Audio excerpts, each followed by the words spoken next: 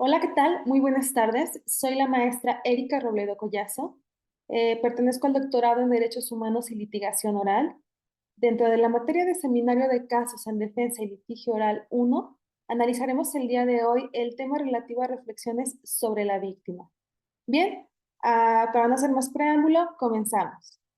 Vamos a analizar principalmente la reforma del 18 de junio de 2008, con la necesidad precisamente de toda la nación de tener un sistema de administración e impartición de justicia que fuera justo, que fuera ágil, confiable y transparente. Surge precisamente este cambio, esta reforma a nuestro sistema, a nuestra forma de impartir justicia. Necesitábamos un sistema que fuera capaz de garantizar principalmente la reparación del daño de la víctima, castigar al culpable, respetando siempre los derechos fundamentales y el debido proceso, así como mantener siempre la presunción de inocencia. En México, como ya les mencioné, el cambio comienza precisamente el pasado 18 de junio de 2008, al ser publicada en el Diario Oficial de la Federación la reforma en materia de seguridad y justicia, modificando 11 artículos de la Constitución Política sobre de los Estados Unidos Mexicanos, junto con sus transitorios. ¿Ok? En un inicio establecieron los 8 años precisamente para que pudiésemos dar pauta a este cambio, a esta reforma. Bien, a partir del 18 de junio del 2016 ya funciona a nivel nacional el sistema acusatorio penal. ¿Cuáles son los cambios más trascendentales que trae precisamente el sistema? Bien, analicemos principalmente el objeto del procedimiento penal. Como ya lo mencionamos, el número uno es el esclarecimiento de los hechos. Número dos, proteger al inocente. En sistemas anteriores teníamos el papel, por ejemplo, de la víctima, sin embargo, siempre era relegada o revictimizada por las diversas autoridades. Bien, este punto específico hace alusión a la protección del inocente. Número tres es que el culpable no quede impune, castigar a quien cometió el ilícito.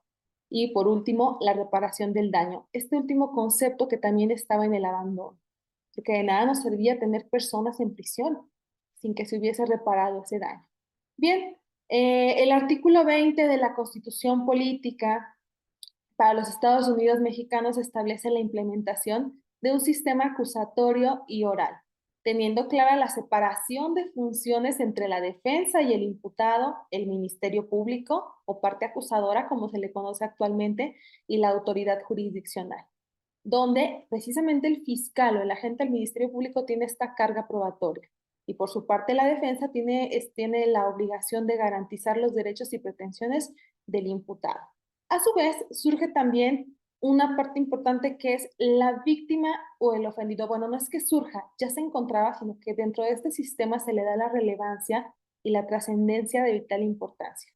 Víctima o ofendido. ¿Quién es una víctima y quién es un ofendido? Bien, el artículo 108 precisamente del Código Nacional de Procedimientos Penales establece quién es víctima y lo define como aquel sujeto pasivo que resiente directamente sobre su persona la afectación producida por la conducta delictiva.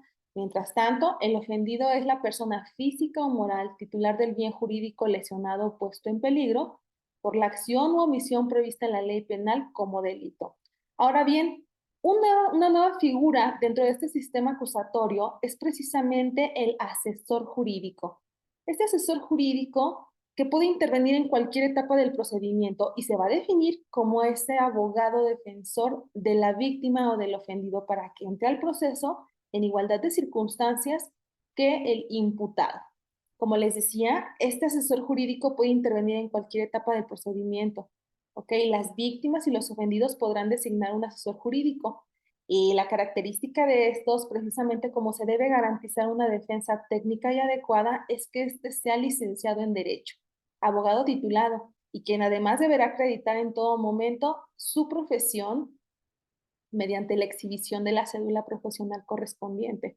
Como les mencioné, la función del asesor jurídico es precisamente orientar, asesorar, intervenir legalmente en el procedimiento penal en representación de la víctima o del ofendido. En cualquier etapa del procedimiento, recordemos que las víctimas podrán actuar por sí solas o bien a través de su asesor jurídico, y esta finalidad se da para que se generen igualdad de condiciones entre el imputado y su defensa y ahora la víctima y su asesor jurídico. Bien, en este orden de ideas, tenemos una intervención mucho más activa por parte de la víctima y el ofendido junto con su asesor jurídico.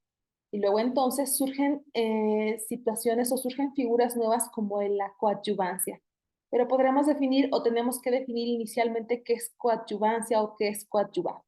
Bien, el diccionario especializado en el sistema acusatorio hace una definición precisamente o primeramente o en primera instancia de qué es coadyuvar. Coadyuvar es contribuir, ayudar a la consecución de una cosa. Ahora bien, la coadyuvancia se define precisamente por esta adhesión a las pretensiones por parte de la víctima a las del fiscal. Sin embargo, hay que recordar que en la coadyuvancia tenemos dos sujetos, que es el coadyuvante y el coadyuvado. El coadyuvante que hace las veces o que establece precisamente la víctima o el ofendido y el coadyuvado que es el fiscal o el agente del Ministerio Público. Bien, si bien es cierto, las pretensiones de ambos coinciden, tenemos que recordar que la pretensión del coadyuvado es la principal, es decir, la pretensión o la acción que realiza precisamente el agente del Ministerio Público es la principal y por su parte o en tanto que el coadyuvante o la participación del coadyuvante es accesoria. En este orden de ideas tenemos que tener en cuenta entonces que esta actuación de la víctima o ofendido se suma o se adhiere precisamente a la del fiscal o el agente del Ministerio Público. Sin embargo, hay que definir muy claramente cómo se da esta coadyuvancia, toda vez que la misma Constitución tiene una puntualidad importante. Sin embargo, no podemos dejar pasar que hay algunas características en la coadyuvancia, como por ejemplo que el coadyuvado se considera asociado del coadyuvante. ¿Okay? También hay que recordar que el coadyuvante tiene intervención accesoria en el procedimiento. Y también señalar que la actividad del coadyuvante está siempre subordinada a la del coadyuvado. Como dijimos, la actividad del Ministerio Público es principal, mientras que la víctima o ofendido constituido como coadyuvante es accesoria. Bien, en este orden de ideas señalábamos que tenemos disposición específica dentro de nuestra Constitución política para los Estados Unidos mexicanos. En este orden de ideas, el artículo 20, apartado C, en su fracción segunda, establece que la víctima o ofendido tiene derecho a coadyuvar con el Ministerio Público. También a que se le reciban todos los datos o elementos de prueba con los que cuente, tanto en la investigación como en el proceso, y a que se desahoguen las diligencias correspondientes e intervenir en el juicio e interponer también los recursos en términos que prevea la ley. Entonces, podríamos definir entonces o tendríamos que obligarnos a definir dónde inicia y dónde concluye la coadyuvancia. ¿O será entonces que podemos establecer coadyuvancia desde el inicio del procedimiento? Bien, lo analizaremos más adelante. Por su parte, el artículo 338 establece una parte específica de la coadyuvancia. 338 del Código Nacional de Procedimientos Penales y hace alusión a la coadyuvancia en la acusación. Recordemos que nuestro sistema de justicia se divide en tres etapas específicas. La primera es la etapa de investigación, que a su vez tiene dos fases, una investigación inicial y una investigación complementaria. Segunda, una etapa intermedia. Esta etapa intermedia que también tiene dos fases, una escrita, y una oral. La escrita comienza con el escrito de acusación. Y es entonces aquí donde dentro de los 3 días siguientes de la notificación de la acusación formulada por el Ministerio Público, la víctima o el ofendido podrán, mediante escrito, constituirse como coadyuvantes en el proceso. Aquí es entonces donde precisamente la víctima o este ofendido se adhieren al escrito de acusación del fiscal y por ende se persigue un fin específico o conjunto. Ambos actúan en circunstancias iguales o en circunstancias con un punto específico similar.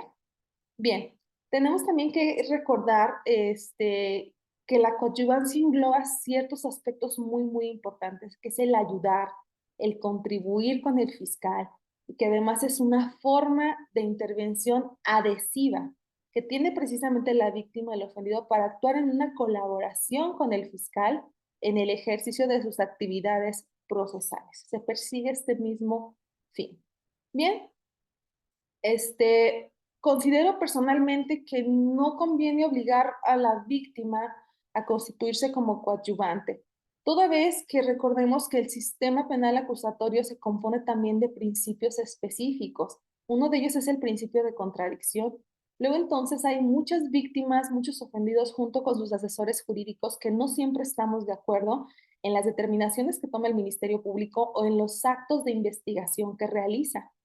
De esta forma, creo que se rompería con este principio de contradicción y no sería viable entonces que la víctima estuviera obligada a coadyuvar o a constituirse como coadyuvante con el Ministerio Público en todo momento. Hablábamos de una igualdad de circunstancias y de esta separación de funciones. Luego entonces tendríamos que establecer o tener a la víctima como se tiene al día de hoy, que es como sujeto del procedimiento penal y además como parte del mismo procedimiento penal. Entonces, bajo esta tesitura, la víctima y el ofendido junto con su asesor jurídico tienen esta libertad de aportar pruebas, esta libertad de colaborar en el proceso, de sugerirle actos de investigación, incluso de impugnar las determinaciones con las que no están de acuerdo. Tienen también esta libertad de señalar los vicios formales de la acusación, requerir su corrección, ofrecer medios de prueba que estime pertinentes para complementar la acusación del Ministerio Público o del fiscal, o bien solicitar la reparación o el pago de la reparación del daño y cuantificar su monto. Entonces, considero que el hecho de que se le obligue a la víctima a constituirse como coadyuvante coartaría precisamente esta libertad que tiene inclusive la víctima de oponerse o de no estar de acuerdo precisamente con las determinaciones que realice el fiscal. Bien, retomando este aspecto, el artículo 105 del Código Nacional de Procedimientos Penales hace alusión a quienes son sujetos y quienes son partes del procedimiento penal. De esta forma, sujeto se considera, de acuerdo a la fracción primera y segunda, a la víctima u ofendido junto con el asesor jurídico. De la misma forma, se les considera partes dentro del procedimiento penal, no por el hecho de constituirse como coadyuvantes, sino por el hecho del papel tan relevante que realiza la víctima o el ofendido dentro de este sistema. Recordemos que con la reforma ha tenido un papel sobresaliente, ha tenido un papel mucho más activo, donde entonces, como ya lo mencionamos, puede ofrecer pruebas, donde puede oponerse a las determinaciones del fiscal, donde puede solicitar actos de investigación, entre muchas otras cosas. Bien. Dentro de esta misma tesitura, entonces, considero que la víctima tendría que tener esa libertad en todo momento para poder constituirse como coadyuvante en cualquier etapa del proceso, sin estar limitado a un momento procesal en específico, como lo es la etapa intermedia mediante el escrito de acusación. De esta forma, tendríamos una libertad mucho más marcada, tendríamos una situación a lo mejor más encaminada para que lo pueda tomar ella misma esa decisión si quiere hacerlo, quiere constituirse o no quiere constituirse. No obstante, también es positivo el que la víctima pueda ser mucho más activo en este sistema, que pueda ser mucho más colaborador con el fiscal, pero podríamos establecerlo como una opción desde el inicio. Bien, a efecto de concluir en estos puntos y a manera de que todo quede muy, muy claro, recordemos entonces, la coadyuvancia es una forma de intervención adhesiva que tiene la víctima o el ofendido para actuar en colaboración con el fiscal en el ejercicio de sus actividades procesales.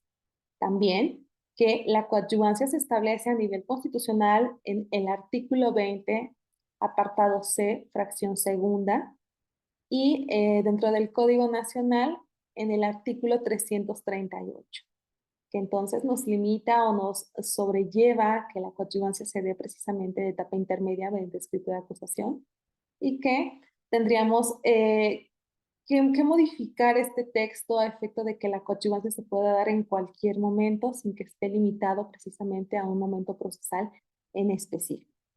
No omito establecerles las referencias que consulté a efecto de que si se pretende ahondar un poco más en el tema, se pueda realizar. El primero de ellos, obviamente, fue la Constitución Política para los Estados Unidos Mexicanos, específicamente en su artículo 20, apartado C, fracción segunda, son precisamente los derechos de la víctima, su constitución que emana el 5 de febrero de 1917. También checamos el Código Nacional de Procedimientos Penales en sus diferentes artículos, tales como el artículo 105, 108 y 338. También el diccionario especializado, tematizado y conceptualizado del proceso acusatorio. Eh, Otro autor que consulté también es Silva J., el de libro del año 2012, que es El Derecho Procesal Penal. Gracias y hasta la próxima. Adiós.